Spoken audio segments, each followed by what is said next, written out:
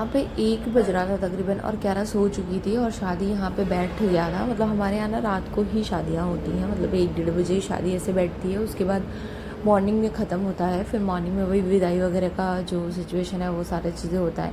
तो 1 बजे शादी बैठ गई थी। और यहाँ पे ठंड में सब चाय की चुस्कियाँ लेते हुए, मुझे तो पर्सनली चाय बहुत पसंद है तो मैंने तो बहुत सारी पी ली रात को।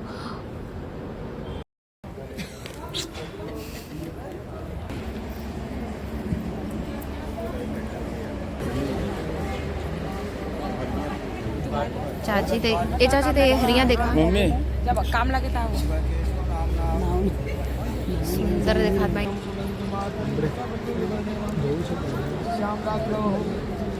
मेरा ब्लॉग देखा आप भी आओ, मेरे ब्लॉग में देखना। अरे कल ये है मेरी जेठानी, ये है मेरी जेठानी सबसे बड़ी।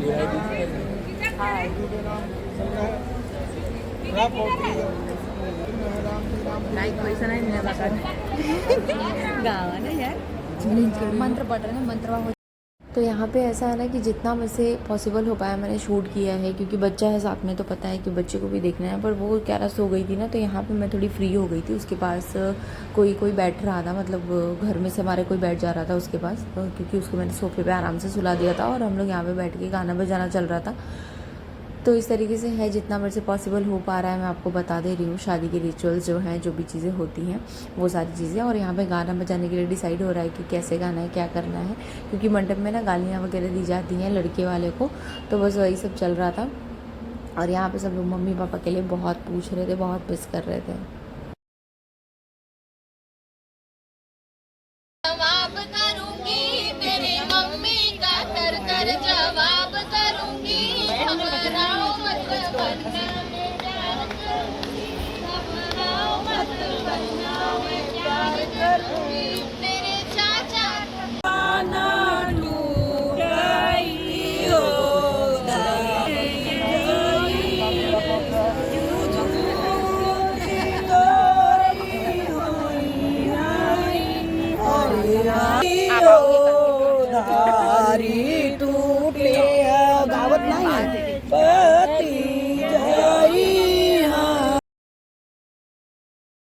और यहाँ पे मेरी चाची सासू माँ है जो कि गाना गा रही थी। और मुझे समझ में नहीं आ रहा था, क्योंकि पहले के लोग ना बहुत ज़्यादा स्लो गाना गाते थे, बहुत ज़्यादा वो राग मेंटेन कर पाना बड़ा थोड़ा सा डिफ़िकल्ट हो जाता है मेरे लिए तो स्पेशली।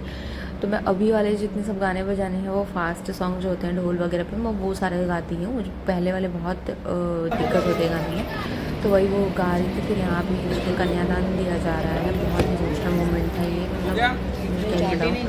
तो यहाँ पे कन्यादान वगैरह दिया जा रहा है, बाकी आप देखिएगा फिर मम्मी भी आ जाएंगी कन्यादान ये सब देने के लिए। तो ये सारे रिचुअल्स हमारे बहुत ज़्यादा फॉलो करते हैं, क्योंकि करना ज़रूरी भी है, ये सब है बस। तो यहाँ पे शादी वगैरह फ़ोटोशूट वगैरह चल रहा था। ये बड़ी जो ननंद है वो दे रही हैं कन्यादान, वो भी मतलब बहन लगेंगी पर देते हैं हमारे में। उन्होंने पहले पंडित जी से पूछा तो पंडित जी ने बोला कि आप दे सकते हो, तो उन्होंने फिर कन्यादान दिया। यहाँ पे मम्मी आ गई हैं कन्यादान देने के लिए, और मम्मी का फेस आप देख सकते हैं। उनको नीचे पहले बात तो बैठा ही नहीं जाता है, बिल्कुल नहीं बैठा जाता है, पर कैसे कैसे करके उन्होंने बैठा। और उनको ऐसा था कि बस कितनी जल्दी हो जाए और मैं उठ जाऊँ, क्योंकि नीचे उनसे बिल्कुल नहीं बैठा जाता। जैसे कि मैंने पिछले ब्लॉग्स में आपको बताया, वो नहीं बैठ पाते, उनको डॉक्टर ने स्ट्रिक्टली बना के आई। पर यहाँ पे ना वो कुछ था नहीं बैठने वगैरह के लिए, इसलिए मम्मी ने एडजस्ट करके बैठ गई और कन्यादान दिया। लड़की के लिए साड़ी कपड़े थे, लड़के के लिए कपड़े थे, और बाकी मम्मी ने क्या दिया वो आप आके देखिए। कन्यादान तो यार ऐसा है ना कि आप जितना दो लड़की को उतना कम है, जैसी जिसकी परिस्थिति है, सिचुएशन है, वैसा लोग करते हैं। यहाँ पे मम्मी ने लड़की को रिंग भी पहनाई, और लकीली वो रिंग जो है उनको फिट आ भी गई।